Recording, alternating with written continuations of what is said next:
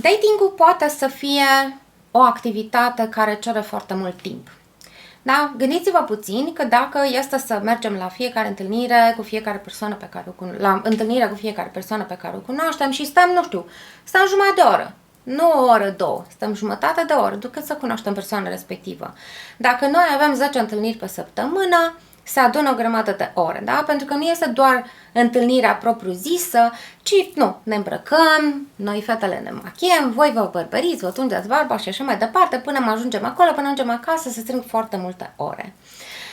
De aceea consider eu că aplicațiile de dating, dacă sunt folosite cu cap, inteligent, pot să facă dating-ul eficient din punct de vedere al timpului. Prin urmare, sugestia noastră a celor de la LIA este 1. Folosiți o aplicație cu algoritm funcțional, care are niște filtre care își fac treaba, cum este LIA. Da? 2.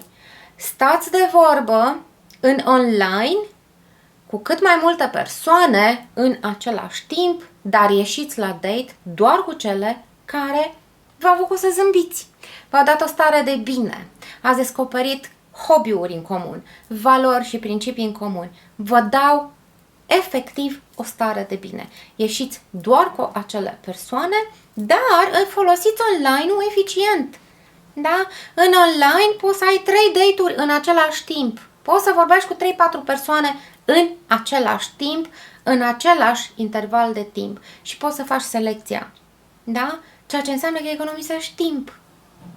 Fiți eficienți. Folosiți LIA Dating.